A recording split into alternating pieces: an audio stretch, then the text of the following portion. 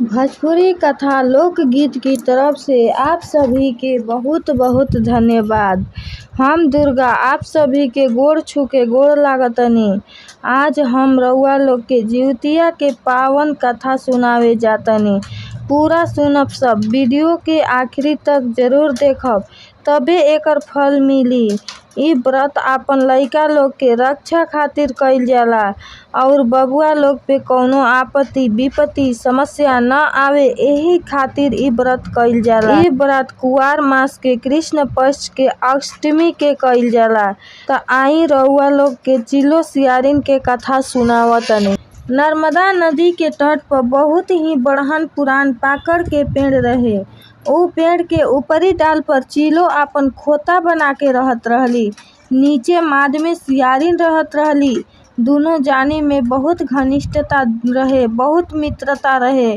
दोनों जानी जहाँ भी जात रहे लोग सथवे जात रहे लोग। एक दिन गांव के सब औरत लोग मिल के नर्मदा नदी में नहाए आई लोग और नहा धोआ के अपन मने भगवान के पूजा कैलो, जितवाहन बाबा के और अपन देवता पितर सब लोग के भी पूजा कैलो। सब चिलो जौन रहली अपन खोता में से पाकड़ के पेड़ से देखत रहली। उनके रह ना गइल, पेड़ से उतर आइली। आई के पर्वती लोग से पूछे लगली, ई सब का होत बा हो? ओही में से एगो मेहरारू कहली, जितवाहन बाबा के व्रत हवे, पूजा होत बा। इ व्रत कुवार मास के अनहरिया अष्टमी तिथि के कइल जाला। इ व्रत कइला से पति के उम्र बढ़ेला, सुहाग अमर रहेला, लड़कन के उम्र बढ़ेला, एही खातिर इ व्रत कइल जाला। इ व्रत के जीवित पुत्रिका व्रत या जितवाहन व्रत भी कहल जाला। इ व्रत संतान के रक्षा के खातिर कइल जाला।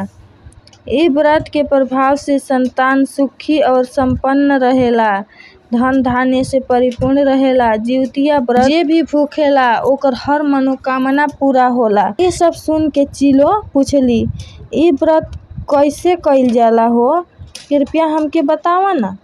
त ओही में से एगो मेहरारू बतावे लगली, ध्यान से सुना।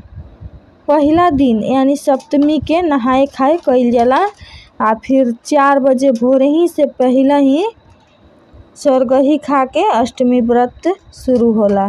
जितबंधन बाबा के पूजा पाठ होला, गोड़ लागल जाला और अपन देवता पितर सब लोग के भी गोड़ लागल जाला, पूजा पाठ कइल जाला। इ सब जिउतिया के पूजन विधि जान के चिलो सियारिन लगे गइली और जाके कहे लगली, गांव के सब मेहरारू अपन लड़कन के रक्षा खातिर ओकर लमहर उम्र खातिर जिउतिया पर्व भूखल बाड़ी।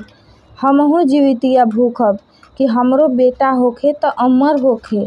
इ सब सुन के सियारो कहे लगली कि हे बहिन, तू भूखबू त हमहू भूखब अपनी बेटा खातिर। त चिलो माना कैली, कहली, हे बहिन, तू रहे द, तू जन भूख।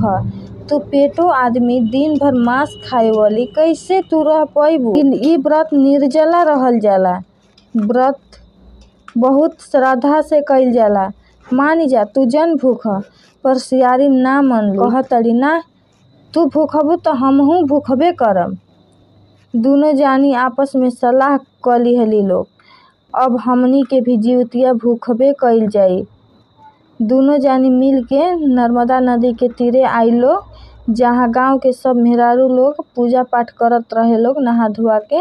ओहिजे आई लोग और मेहरारू लोग से सब पूजा के सामान मांगल लोग। मांग के नहा धोआ के नर्मदा नदी में पूजा पाठ कई लोग। दोनों जानी चिलो सियारिन पूजा पाठ करके गोड़ लागल लोग, आशीर्वाद लिहल लोग। दोनों जानी के तो दिन भर हंसत खेलत बीत गइल, लेकिन जब रात भइल, शाम भइल, तब चिलो गइली अपना खोता में और सियारिन घुसली अपना मांदे में। लेकिन सियारिन के तो बड़ी जोर से भूख लागल रहे, पेटे में बड़े बड़े चूहा कूदत रहे। मन में सोचतरी कि काश कहीं से मांस मिल जाए तो इच्छा भर के खैती। इधर चिलो बहुत धर्मी पवित्र के रहली, अपनी खोता में आराम से जितवाहन बाबा के नाम के माला जपत रहली। उनके मन में बस इहे रहे भगवान जी हमार सिंदूर अमर करी ह और जवन भी बेटा बेटी दी ह उनके अमर करी ह। जीतबंधन बाबा के नाम के खाली माला जपत रही, भजन सुमिरन करत रही। इधर सियारिन के त खाली खैले पर ध्यान रहे, कब मांस मिले, कब अपन क्षुधा के शांति करती, कब पेट भरती। वही दिने उ नगर के बनिया के बेटा मर गई रहलन। उनकर लाश फूके खातिर नर्मदा नदी के तट पर लावल गईल। अभी चिता पर लाश धराइल, आग दिहल गईल, तबे त जोर से आंधी तूफान बुनी बरखा आवे लागल। अभी जललहू न रहे लसिया, अधजला भई रहे। वैसे ही छोड़ के लसिया के आंधी तूफान के चलते सब लोग आपन आपन नगर में चल गइलो। ई सब सियारिन आपन माद में से देखत रहली बहुत ध्यान से। मन उनकर छटपटात रहे, कब जाके आपन पेट भरती, लेकिन डर रहे कहीं ऊपरा से चिल्होरिया मत देख लेवे। धीरे से चिलो से पूछताड़ी, कहताड़ी का हो चिलो बहिन, सुत गइलू की जागल बाड़ू? त चिलो कहताड़ी, सुतलो बानी जगलो बानी। सियारिन शांत हो गईली, कहताड़ी, अरे हम त गईनी शमशानवा पर, ई त देख ली हमरा के। लेकिन सियारिन के त बहुत जोर से भूख लागल रहे। फिर पूछताड़ी, का हो बहिन, सुत गइलू का? त कहताड़ी चिलो, उहे जवाब दिहली, ना सुतलो बानी जगलो बानी, ऐसे ही बानी। फिर सियारिन कुछ देर चुप रहली, फिर पूछताड़ी, का हो बहिन, सुत गइलू की जागल बाड़ू? ई बार त चिल्हो कुछहू ना बोलली, लेकिन अपनी खोता में से टुकुर टुकुर चुपचाप ताकत रहली। इधर सियारिन जानली कि चिलो त सुत गइल बिया, त उ अपन चुपके से गोड़ दबा के जहाँ लसिया जरत रहे ओहिजे पहुँच गइली और अधजला लसिया जौन रहे ओकर मनसिया नोच नोच के खाए लगली, पेट भरे लगली। भर पेट खैली और जितना बाचल ओकरा के खींच खींच के नोच नोच के लिया के अपन मांद में छुपा दिहली। और उतना पेटवा भरले पर भी आके अपनी मांद में से हड्डी चरर चरर चबातड़ी बैठल बैठल। ऊपर से ई सब चिलो रानी त देखते रहली सियारिन के खेला। कहताड़ी, का हो सियारिन बहिन, का बाजता? जब हड्डिया चबात पड़र पड़र बाजे, पुटुर पुटुर करे। उहे सब सुन के चिलो पूछताड़ी, का हो बहिन, का बाजता? त सियारिन थोड़ा शांत हो गईली, कहली, हे बहिन, भूखला से शरीरिया में हमार कमजोरी आ गइल बा। करवटिया जैसे ही फेरतानी वैसे ही देहिया के हड्डिया चट चट बोलता। चिलो कहली, हे बहिन, समझ बुझ के रहीह, ई बेटा लागी व्रत हवे, बहुत श्रद्धा और संयम से कइल जाला। सियारिन कुछ देर त शांत रही, फिर हाड़ चबाए लगली। चिलो फिर उहे बतिया पूछताड़ी, उहे जवाब मिले। इधर चिलो मन में कहताड़ी, हम माना कइनी ह पेटवा के कि जीवतिया व्रत मत भूख, पर ई ना मनलसिया, खैला बिना रह पाई। जीतबंधन बाबा से कहताड़ी हाथ जोड़ी के, हे बाबा, एकर अपराध माफ करब, ई नादान बा, एकर गलती माफ कर देब बाबा। भोर भइल, सियारिन कहे लगली, हे चिलो बहिन, चल अब पारण कइए लिहल जा। चिलो कहली, इतना भिनसहरे पारण ना कइल जाला, अरे ई बेटा लागी व्रत हवे हो, बहुत कठिन व्रत हवे। खर कइला के बाद ही जीवितिया के पारण कइल जाला, एही से त एके खर जीवितिया भी कहल जाला। सियारिन ना मनली, तुरंते गईली नर्मदा नदी में नहैली और मांद में राखल जौन बसिया मांस रहे ओही के पारण कर लिहली। इधर चिलो सब गांव के मेहरारू सब के साथे स्नान कइली, जीतबंधन बाबा के पूजा पाठ कइली, गोड़ लगली, आशीर्वाद लिहली। फिर अपन गरम खाना बना के तब ये पारण कइली। एक दिन ऐसन समय आ गइल कि दोनों जानी बीमार पड़ गइलो। दोनों जानी के मरे के समय आ गईल। नर्मदा नदी पर दोनों जानी आई लोग। चिलो हाथ जोड़ के कहतड़ी कि हे नर्मदा मैया, हे हरिहर पाकड़, अगर हम पुण्य कैले होखब, अगर धर्म कैले होखब तो हमके राजा घरे जन्म दीह और मंत्री से हमार विवाह होखे।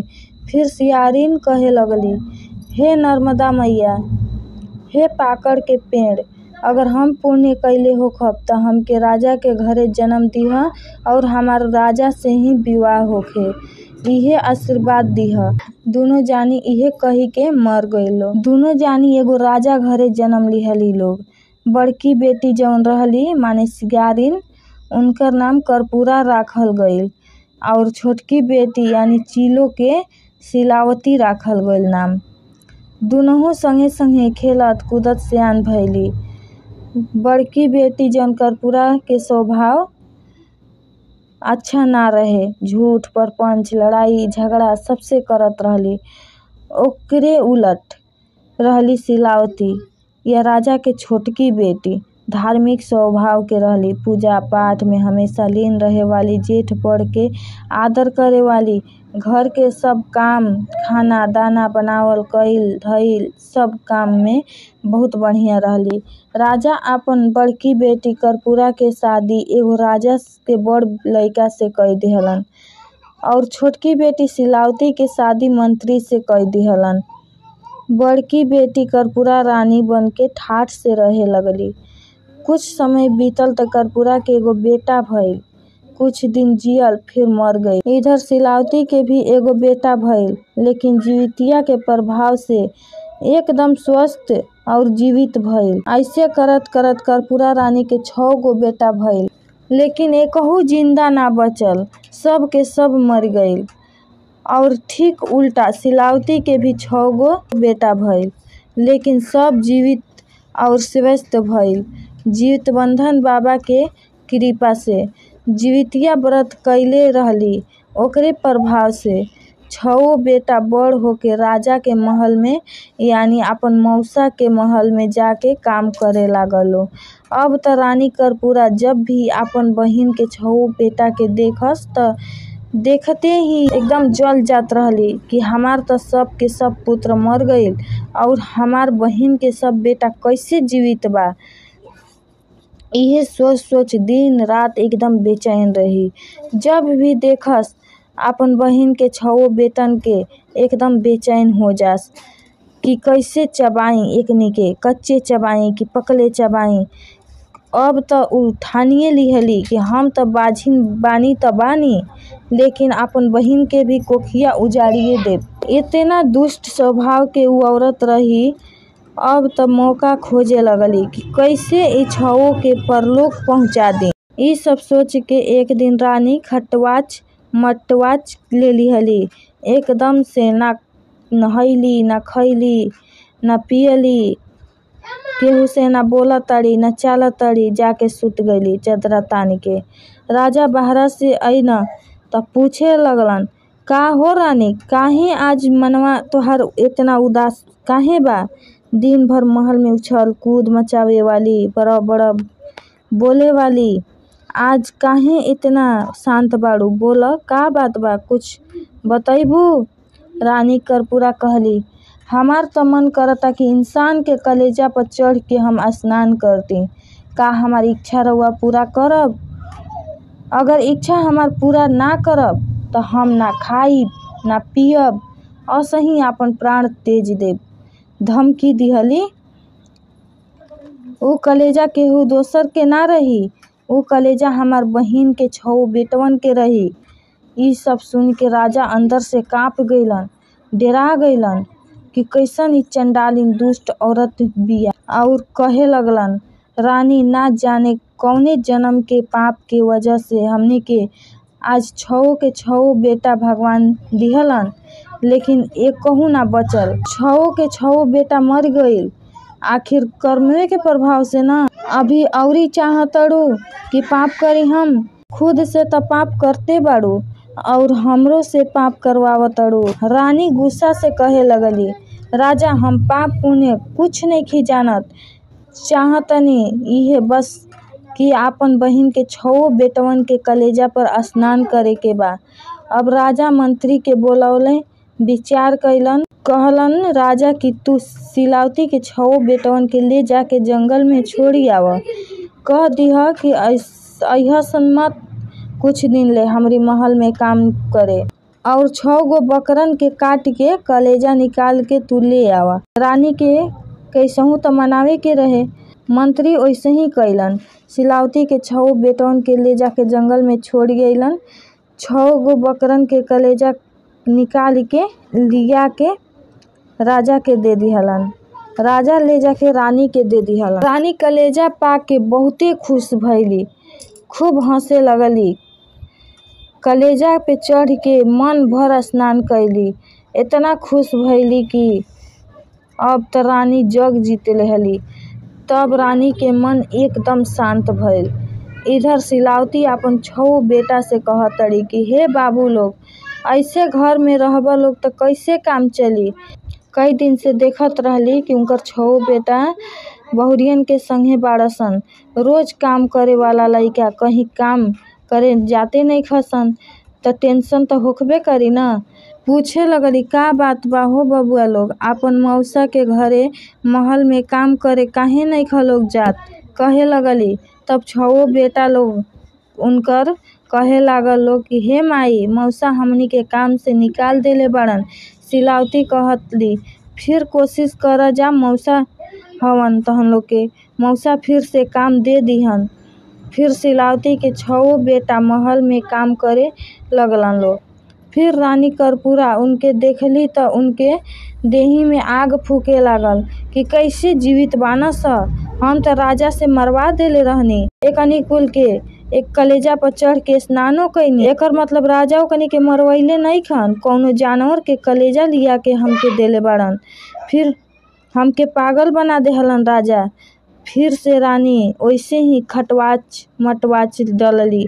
राजा पूछे लगलन, का बात बा हो रानी, तबीयत त ठीक बा, का भइल बा, तू महल में उदास लेटल काहे बाड़ू।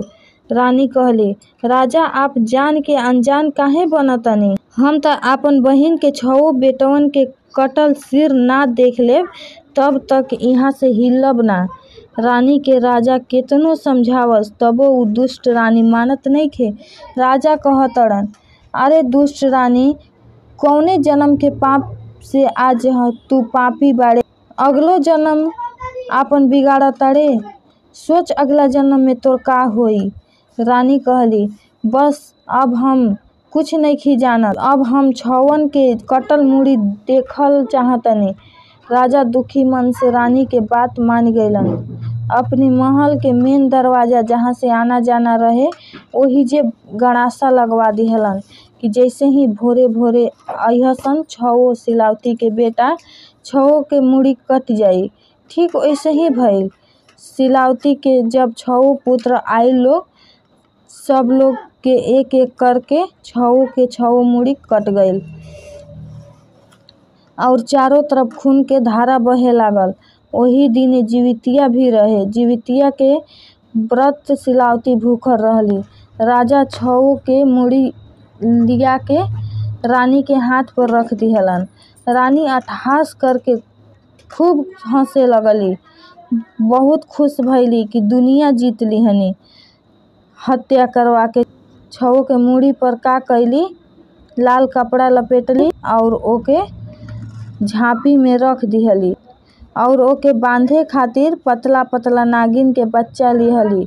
वही से बांध दिहली कि जैसे ही खोली बहिनिया ओके भी डस लिहसन, उहो मरी जाई। और आपन दासी से 6 मुड़ी वाला झांपी के आपन बहिन शिलावती के घरे भेजवा दिहली। जौन शरीरिये रहे ओकरा के जंगल में फेंकवा दिहली। मुड़ी तो गई शिलावती लगे। इधर दासी 6 झांपी लेके शिलावती के घरे गईली। कहली, रानी भेजले बाड़ी उपहार अपनी बहिन खातिर, कहाँ रखी बताई न। शिलावती कहली, हौका मंदिरिया बाटे, वही में ले जाके रख दना। दासी 6 झांपी ले जाके मंदिर में रख देहली और अपने चली गईली। उधर रानी इंतजार करत ताड़ी कि कब दसिया आवे कि पूछी कि का हमरी बहिन के हाल बा, कितना रोवतिया गावतिया। तले दासी पहुँचतिया त रानी पूछताड़ी कि सिलावती के का हाल बा बताव। दासी कहली अभी तो उ झांपी खोल के देखबे ना कैली ह, रखवा देली ह मंदिर में। इधर जंगल में जीतवाहन बाबा साधु के भेष में छओ धड़ के पास अइलन और माटी के मूड़ी बना के धड़ से जौन शरीरिया रहे ओकरे से जोड़ दिहलन। आपन कानी अंगुरी काट के खून छीट दिहलन और छओ के छओ बालक लोग जीवित होके खड़ा हो गइल लोग। पूछे लागल लोग साधु बाबा हमनी के ई जंगल में कैसे आईनी जा। साधु बाबा साधु भेष में सब कहानी बता दिहलन कि तोहार मौसी हैसे हैसे कैली ह। कहलन बेटा हम जीतवाहन भगवान हई, जीवन के रक्षा करे वाला। तोहार माई तोहन लोग के जीवितिया व्रत भूखल बाड़ी, घरे तोहन लोग के राह ताकताड़ी, जल्दी घरे जा लो। छओ बेटा घोड़ा पर सवार होके घरे आ गइलो। सिलावती माई पूछताड़ी बबुआ लोग काहे अतना देर भइल। कहे लागल लोग माई मौसा हमनी के शिकार खेले खातिर बहुत दूर लेके चल गई रहन, एही से हमनी के लेट हो गइल ह हमनी के आवे में। अब तू चिंता जन कर, हमनी के आ गइनी जाना। सिलावती सती रानी रहली, आपन शक्ति के बल पर सब जान गईली कि का भइल ह उनकर बेटा लोग के संगे। मने मने दिल से बहुत आशीर्वाद देली जीतवाहन बाबा के। कहली हे भगवान तोहरी कृपा से आज हमार लाल लोग आ गए लोग हमारी आंगन में, हमेशा ऐसा ही रक्षा करत रहब। सिलावती अपनी बेटवन के पाके बहुत खुश भइली और अपने नहाए चल गईली। परना के दिन फिर जीतवाहन बाबा के पूजा कैली, गोड़ लागतड़ी, कहतड़ी हे सूर्य भगवान के पुत्र, आपके पिता तो खुद सूर्य हवन, पूरा गगन के चारों दिशा में उजियार कैले रहेलन। वैसे ही हमार सिंदूर चमके, वैसे ही हमार बबुआ चमके और अमर रहे। आप ऐसन आशीर्वाद दीही, आप तो खुद रक्षा करे वाला हई, आप तो मरल मुर्दा में भी प्राण डाल के जिंदा कर दीही ना। एही से तो पावन जीवितिया के जीवित पुत्रिका व्रत भी कहल जाला। फिर सिलावती आपन छओ बहुअन लोग से झांपी मंगौली जौन कर्पूरावती भेजले रहली। ओकरा में जीतवाहन बाबा के कृपा से फल से भर गई रहे झपिया। सब मुड़ी जौन रहे उ नारियल हो गई रहे, पूरा फल से भर गईल रहे। नागिन के जौन बच्चा रहे उ सूत के धागा हो गई रहे। झांपी खोल के नारियल निकाल के आपन बहू लोग के आंचल में दिहली। नाड़ा आपन छओ बेटवन के दिहली। कहली बबुआ लोग ल लो पहिन ल लो, डाड़ा बना के कमर में पहिन ल लो, हमेशा रक्षा करिहन जीतवाहन बाबा तोहन लोग के। इधर महल में कर्पूरावती बहुत व्याकुल बाड़ी कि अभी ले कौनो खबर ना मिलल। ओकर छओ बेटन के मुड़ी काट के झांपी में भेज देनी, तब वो कैसन कसाई माई बिया कि अभी ले रोवत गावत हमरे लगे ना आइल। इहे सोच सोच के एकदम परेशान बाड़ी कि कब मौका आई कि ओकर रोवल गावल देखते। ई सब सोच के रानी फिर से दासी के सिलावती के घरे भेजली। ओइजा गईली दासी तो देखताड़ी कि सब खुशी खुशी बा, छओ बेटा बहू सास सब खुशी खुशी बा। दासी आके बतौली कर्पूरावती से छओ बेटा उनकर जीवित बाना स। फिर रानी दासी के सिलावती के घरे भेजली। कहली जाके सिलावती के कह दिहा कि हम उनसे मिलल चाहतनी। दासी गईली जाके कहली कि तोहार बहिन तोहसे मिलल चाहतड़ी। तो सिलावती कहली अरे हम तो साधारण मंत्री के पत्नी, उ कहाँ एगो राजा के रानी, का हम मिली रानी से, का कंपेयर बा हमरा उनकरा में, का जरूरी बा मिलल। सिलावती माना कर दिहली। तब वो दासी अनुरोध कैली, तब सिलावती तैयार भइली। उधर रानी डोली चढ़ के नर्मदा नदी के तीरे अइली। इधर सिलावती पैदल गईली नर्मदा नदी के तीरे आपन बहिन से मिले खातिर। सिलावती के देखते ही गोड़ पकड़ के रोए लगली कर्पूरा। कहतड़ी, हे बहिन, हमार अपराध क्षमा कर। आज हम जान गईनी तोहरा में कितना सत्य बा। बहुत नुकसान पहुँचैनी तोहरा के, बाकी तोहार सत्य के आगे आज हम हार गईनी, झूठ हो गईनी। एक बात बताव सिलावती बहिन, दुनहु जानी हमनी के संगे सियान भइनी, शादी बियाह भइल, गौना भइल, लइका भइल, संगमे दुनो जानी के, फिर काहे हमार 6 बेटा मर गइलसन। तोहार काहे सब के सब जिंदा बानस। ई सब सुन के सिलावती कर्पूरा के हाथ पकड़ लिहली, फिर ले गईली पाकड़ के पेड़ तर, जवन नदिया के तिरवा रहे वही जे लिया जाके देखवली। कहली, देखा ऊपर, देखा तड़ू खोता बाना, वही में हम रहत रहनी चीलो बन के। आ नीचे जवन माद बा, जवन छेदवा, ओकरा में तू रहत रहलू सियारिन बन के। दिमाग पर जोर डाला, कुछ याद आइल? हमनी के दोनों पक्की सहेली रहनी जा, जहाँ जात रही जा सथवे जात रहनी जा, मिल बांट के खात पियत रहनी जा। याद कर, कुआर अष्टमी के दिन यही नर्मदा नदी के किनारे गांव के मेहरारू जीवित बंधन बाबा के व्रत करत रहे लोग, पूजा करत रहे लोग। तो हमनियों के दोनों आदमी एहिजे सलाह कइनी जा कि हमनियों के जितिया व्रत कइल जाई विधि विधान से, आपन पुत्र के रक्षा खातिर, आपन पति के लमहर उम्र खातिर। हम तो तोहके मना कइनी कि तू ई व्रत भूख ना पैबू, बहुत कठिन होला, पर तू ना मनलू। अष्टमी के रात में बसिया मांस से तू भक्षण कइके आपन तू जीवितिया व्रत भंग कइल हेलू। एही से आज तोहार जेतना पुत्र भइनस सब मरी गइनस। कोख तोहार सुन हो गइल। जीवित बंधन बाबा तोहार रक्षा ना कइले, कारण व्रत के विधि से तू पालन ना कइलू। भोरे भोरे बासी मांस से पारण तू कइलू। हम नवमी के दिन नहा धो के पूजा पाठ करके ताजा भोजन बना के तब पारण कइनी। जीवित बंधन बाबा के गोड़ लगनी, आशीर्वाद लिहनी, आ तू आपन अगिला पिछला दुनहु जन्म बिगाड़ लिहलो। कहल जाला दूसरा के देख के जले के ना चाही, लेकिन तू हमरी बेटवन के देख के जलत रहलू। जीवित बंधन बाबा के कृपा रहे कि हमरी बबुआ लोग के कुछऊ ना भइल। कर्पूरा कहे लगली कि हे सिलावती बहिन, हम तोहार अपराधी बानी, हमके माफ कर द बहिन। और नर्मदा में कूद के अपन जान त्याग देहली। इतना पश्चाताप हो गइल उनके अपने आप पर, इतना शर्मिंदा हो गईली वो कि नर्मदा नदी में कूद के अपन जान त्याग देहली। कर्पूरा के दाह संस्कार वही नदी के तीरे राजा करवा दिहलन। सिलावती और उनके 6 पुत्र बहू सबके इज्जत के साथे अपने घरे लियलन। जितना राजपाट रहे उस सब सिलावती के बेटवन के सौंप दिहलन। अपने जंगल में निकल गइलन तप करे खातिर। तो हे जीवित बंधन बाबा, सिलावती के जैसे 6 बबुआ लोग के अमर कइनी, रक्षा कइनी, राजपाट दिहनी, धन संपत्ति दिहनी, वैसे ही सबके दिन लौटाई बाबा।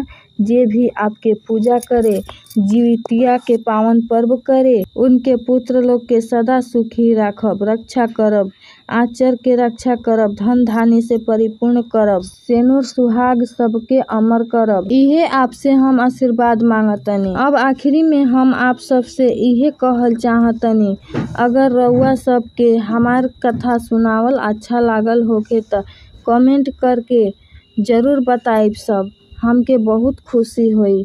एक बात और, चैनल के सब्सक्राइब करके वीडियो के लाइक शेयर जरूर करब। धन्यवाद। सब सखिया लोग के जय हो। जीवित बंधन बाबा सबकर बबुआ लोग के रक्षा करब।